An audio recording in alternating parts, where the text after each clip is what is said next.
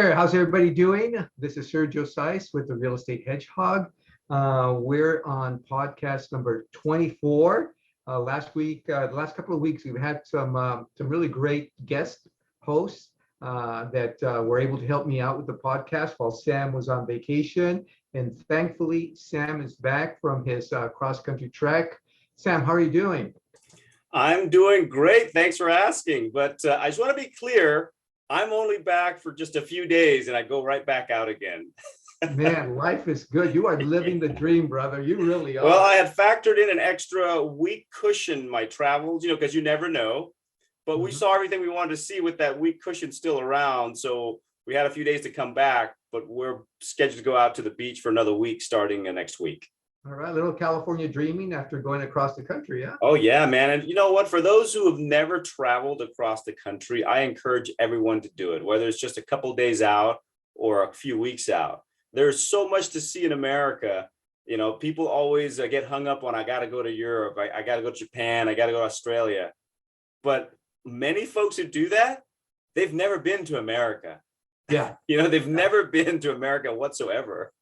They've been to their backyard and they think that's America. Yeah, that's it. It's a whole different world. So I went to Maine. And trying to get to Maine, I stayed in New York for a few days, hung out, checked out the place. A different part of New York than I'd been to before. I've been to Manhattan and stuff like that in New Jersey. Right. This time I was in what they call the country hills of New York, towards the northern portion. And then I went out to Massachusetts and I stayed in Gloucester, which is a place where a lot of people go to. It's pretty nice, cool little harbor. And from there, we went to our main destination in Maine. I stayed in Bass Harbor for about a week, and I used that as a jumping point to go to Bar Harbor and some of the other spots for lighthouses and ocean views and ports. And then when we made our way back, we made sure we touched each of the Great Lakes, took some photo ops, ran into Paul Bunyan in Minnesota, took a photo with him and Babe. And then continued on and met my wife's friend in Twin Falls, Idaho, where we got to see a lot of cool stuff that I didn't know was out there in Idaho. Yeah. And then we just got back, like literally just got back. Yes. No, as you know, I own a property up there in Boise, Idaho. That's beautiful country. It's beautiful country, isn't it? It is awesome. And I've been to Boise before, too. So I know that area well. And I've gone through Twin Falls. But now that I've explored Twin Falls, man, I've got a lot of rave reviews to talk about with Idaho. It's beautiful country. It's like a hidden gem. Yeah. You know what? Jacqueline and I are gonna have to go up to Twin Falls. We're planning actually on going up to Boise next, hopefully in the spring, maybe May. Okay. And maybe we'll shoot on over to Twin Falls and check that out too. Maybe I'll see you because it was so nice. I told Laura's friend we'll come back for a week next year in the spring. Because that way we can see it right after the winter as the water and the snow melts off. Yeah. Because while we were there, it was pretty warm. I'll tell you that. It was pretty hot. It gets hot up there. Yeah, absolutely. Yeah. Well, okay. Maybe we'll do a little road trip up there. That'll be great. Yeah. Yeah. That'd be cool. So today, of course, Real Estate Hedgehog, so much has happened in the last few weeks. I'm so glad that you got that chance to take a little time off and rest. And so I know you've been closing a lot of deals, opening others, and there's a lot of pressure. You can't get around that. And not that it's heavy pressure, but the paperwork and meeting with people and phone calls and all that. So it's good that you took that break, and I'm very happy about that. Of course, you know that interest rates have been going up. Oh yeah. And I think that the Fed is going to be raising interest rates again. Is it this week or next week? I think next week. I think on the 27th, I think they're having their meeting. Okay. Yeah. And then, of course, I follow the 10-year note, and that's been hovering right around 3%. And on the 10-year note, usually you can, if you know what that is, you throw in another 2.5 points, and that's where the mortgage interest rates are at. So that 10-year note has been hovering right around 2.93%, 2.93%. It's kind of been there. I hope it doesn't go up any higher. However, with the Fed increasing rates, it does have a little bit of an impact. It does influence that 10-year note. It doesn't have a direct impact, but it does influence it. So there's a lot of stuff that's been happening. So based on that, what I'd like to discuss this week with you is equity. And I know that you and I talk a lot about cash flow, and cash flow is very important for everyone, I think, anyways. Equity is also very important, but equity is interesting. when is equity not really equity? Or let's unpack that. Let's talk Well, about it. so just to go back, I did just close a deal yesterday. Oh, So excellent. Yeah. and it's because of this very topic, the topic of equity. Okay. So equity is a number. It's in a sense almost an imaginary number because it's intangible until you realize that equity. Okay. So equity is not true until you realize it, meaning you extract it or take it out and have it in your hands for it to be usable. If it stays in a property, it could be any number, but it's worthless to you. Right. And that's why we always preach about when you buy, equity is a bonus, but don't count on equity and appreciation. It doesn't mean anything. You can't live off of it unless you extract it, right? Right. So in this current world, and for those who are listening to this podcast, we are focused on real estate investing. We just mentioned that the interest rates are going up, but the market is hot. So most people have a lot of equity, hidden value left over. Basically, it's the value of the property minus what you owe on it. That's the equity. But the value, like anything else, is like a used car, right? It's only worth what people are willing to pay, right? Minus whatever the cost of the transaction is. Mm-hmm. So what's important to know is that even though the market is hot and everything else is also valued high, so is your property. If you have one, it's also valued high. So this moment in time, you have probably the most equity possible right now in what you own.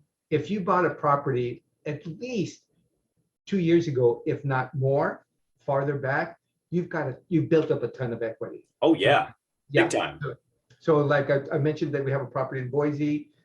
We bought our property there, and it's just a single family home. Nothing, it's a real nice home actually, but single family home that we rent out.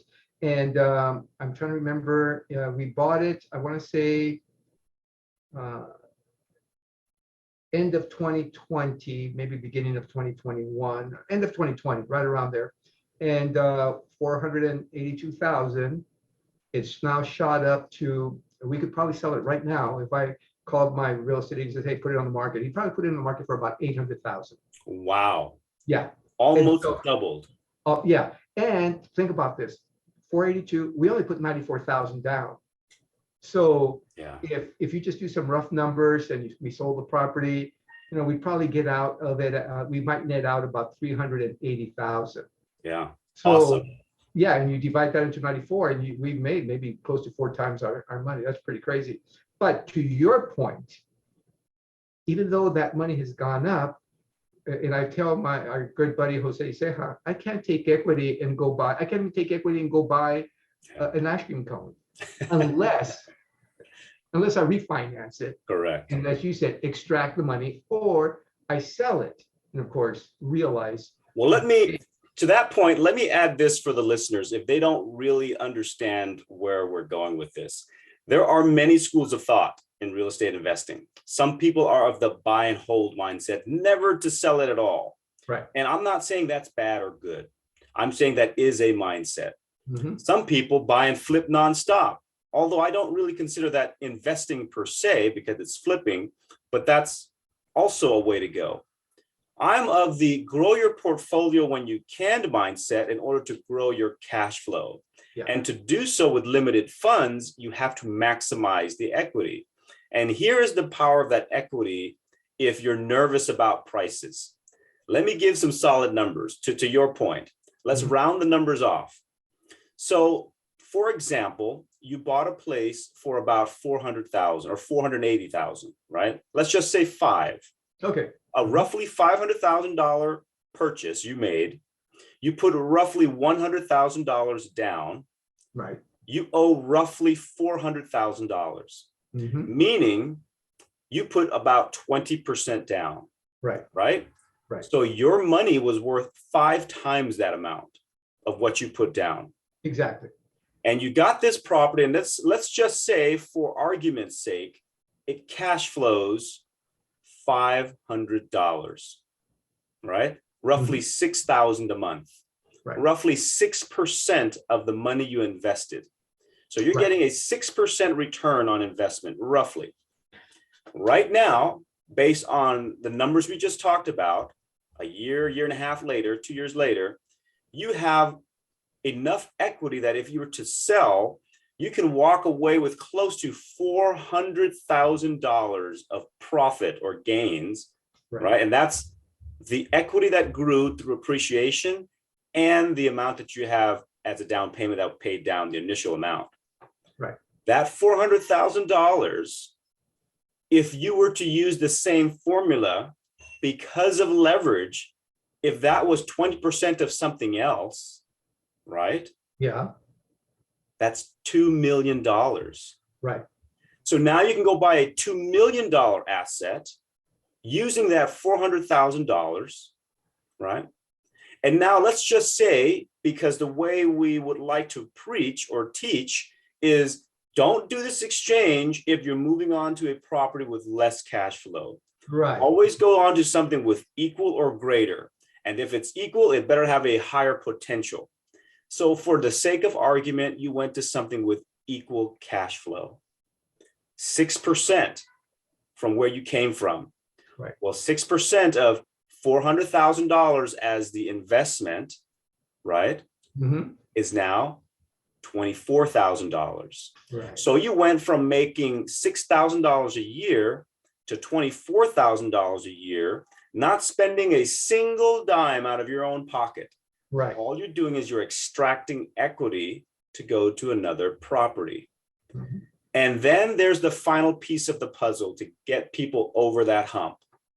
This is where we always talk about the different levers to pull. What are the factors of prices? And the one thing, the big elephant in the room is the interest rates. Yes. For so long, people get hung up on interest rates. But to you and I, it's about underwriting. We factor that interest rate in. So who cares how much the interest rate is? As long as the numbers show well in the underwriting, you're getting your return on investment to where you should be, you're going to make equal or more in cash flow. It's a no-brainer.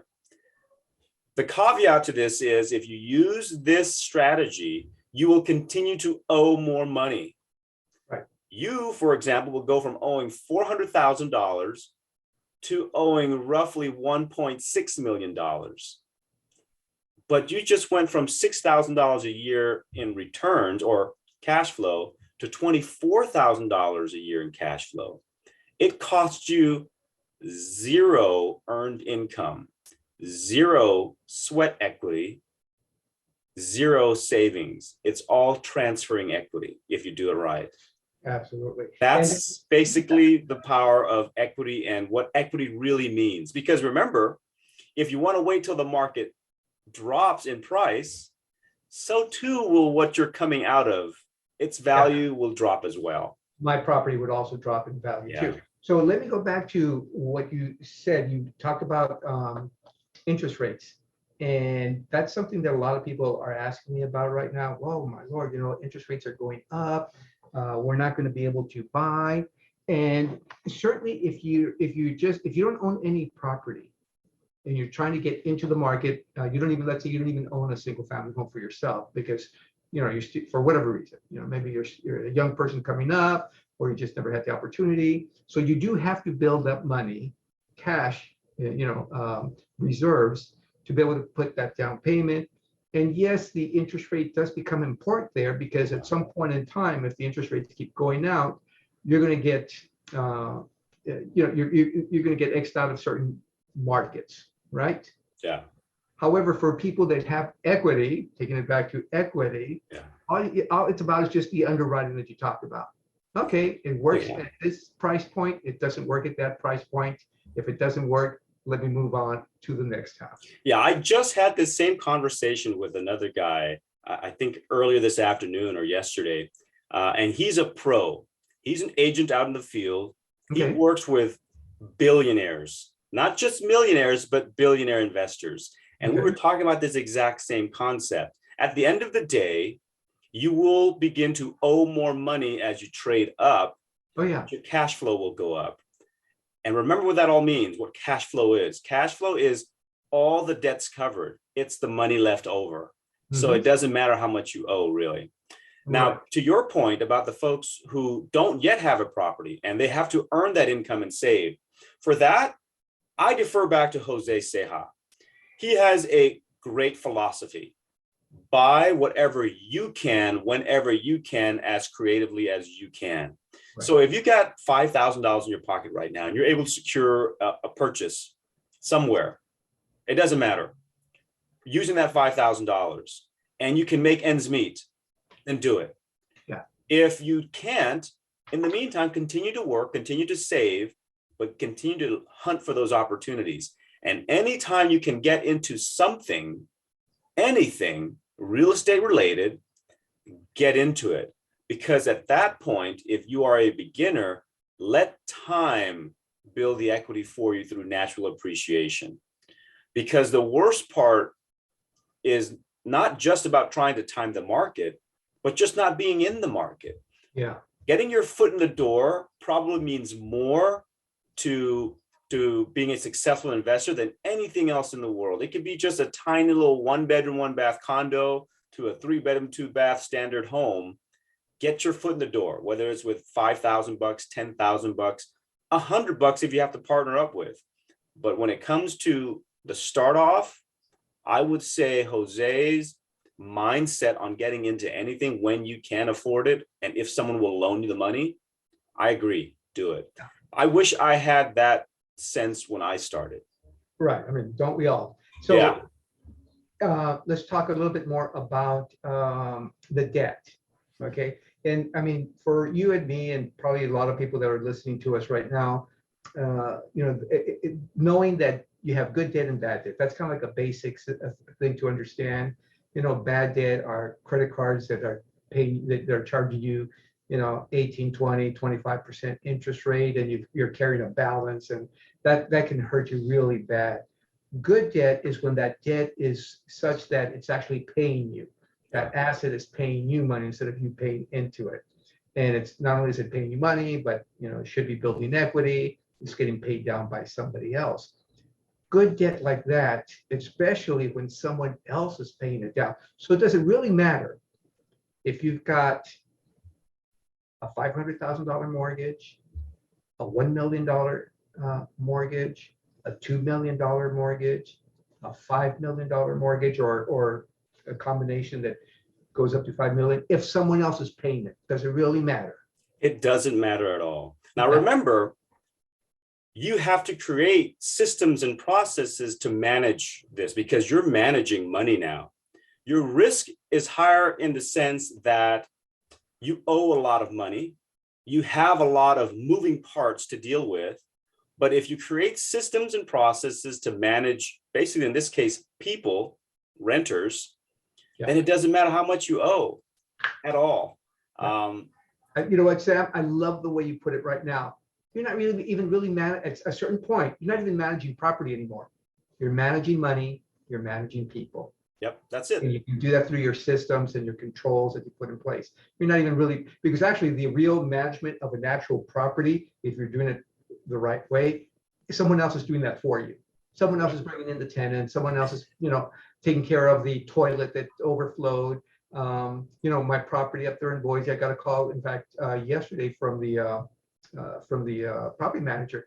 Hey, the tenant told us that there's a leak somewhere, and okay, send somebody up there. Yeah, it's funny you bring that up because I'm on vacation across the country. Yeah, I have a lot of units to deal with. Yeah, but over the course of these recent times, I've transitioned into property managers, and I've trained them up myself, on some occasion to kind of develop them. But it allowed me that extra freedom. And now I'm managing them. So when these things come up, as long as you have that system in place, they make the phone calls and it just kind of all happens automatically. Absolutely. And but to that point, I start off when I buy a property, I manage it myself purposefully because I shoot for that undermanaged or badly managed, underappreciated property. Mm-hmm. I stabilize it the way I feel that would maximize its value growth or forced equity. And then once it's stabilized, I bring in someone to kind of take on or take over the systems I have kind of implemented. And that's just my way of doing it. Right. There's no right or wrong way. I just feel that it maximizes everything quicker. And just to give an example, the property that just closed yesterday, I had just purchased and closed it a few months back on Thanksgiving Day, or the day before Thanksgiving, November 23rd of last year.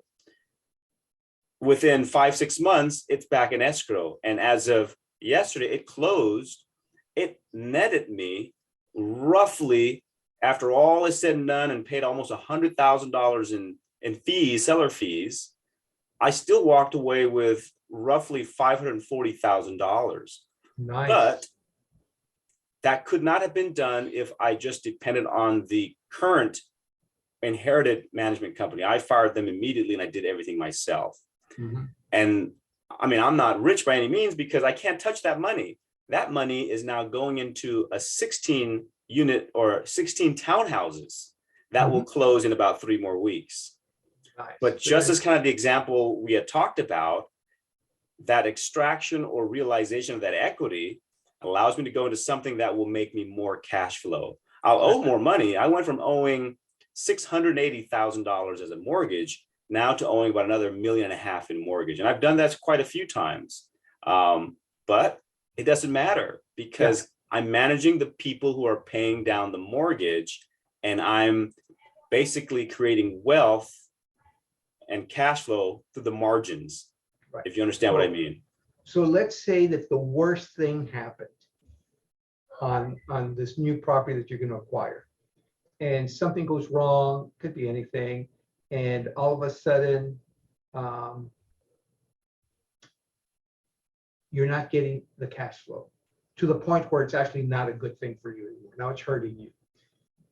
At that point, you can still, and this is something that I try to tell folks, that the risk is really minimal because all you did initially was transfer one asset, cash, into a property, another asset.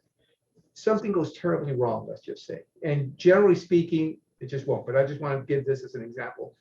All you got to do is sell the property, pay off the debt, and then transfer back your money back to yourself again. Correct. So have you lost anything? Maybe you lost a little time, maybe you didn't make as much money as you would have.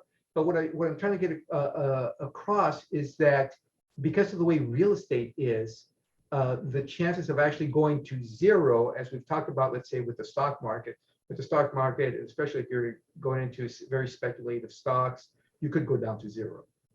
Here you still have the property, you still have the building, you can still sell. Oh yeah, your chances of going to zero or bust is are almost zero. Are almost zero. Yeah, it's pretty much zero. So I mean, just to recap, if the place catches on fire, you've got insurance. If the place floods, you've got insurance. If the tenant leaves and you really want to push it, believe it or not, your insurance covers it.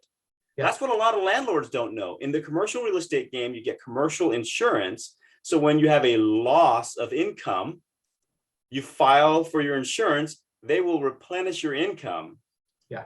I mean, there's no loss. There's no loss. If Yeah. for whatever reason it's too much for you, you're overwhelmed, you can get a property manager, or like you just said, sell it, take the gains hit. You're still going to come out with cash in your pocket that you would have never had, that you didn't even earn. It was just the leftover equity after all the cost of the transaction. So you're going to win either way. I think that it's hard to have people conceptualize it if they haven't experienced it. So I would say get in the game, get your foot in the door, whether you partner up, join a team, join a group, do it yourself. If you can afford to get something, get into something. If you already have something, I would recommend strongly to reevaluate the value, the equity that's in there, because your equity changes your return.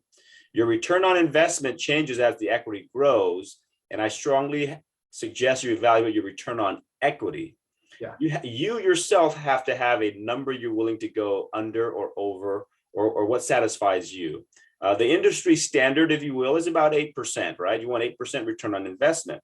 Well, after about a year, or in my case, just a few months, the equity grew so much that the return on equity starts falling below what I would like to see my money working for me. And it Right. is my money or your money or the watcher's money, the viewer's money, if you realize that money. If you don't realize it or extract it, then it's not really your money. Yeah. Just on paper. It's just, yeah, just Yeah. paper. Excellent. Hey, great conversation on equity. I hope that folks got something out of this conversation. If you have any questions that you'd like to send to us, certainly you can do it by putting a comment on the on our YouTube channel here. The other thing you can do is send us an email, realestatehedgehog@gmail.com. And if you've got questions, if you're interested in maybe seeing what else we're doing, I'm going to touch real quick on the fact right now that Sam and I are working on another deal right now. This one's out there in Kansas City, Missouri, 12 units. And we're going back and forth right now with the sellers. So that's something that's coming up. We're very excited about that. Any last parting words you'd like to give our audience, Sam? Hey, please share. If you like what you hear and you're liking the content, share with your friends. You know, I've noticed that our viewership is growing slowly but surely, and I appreciate those who've been sharing it and getting more people to click that like button and subscribe to our channel. Thank you so very much. Thank you, guys. Thank you, Sam. We'll catch you at the next one, buddy. All right, you guys have a good one.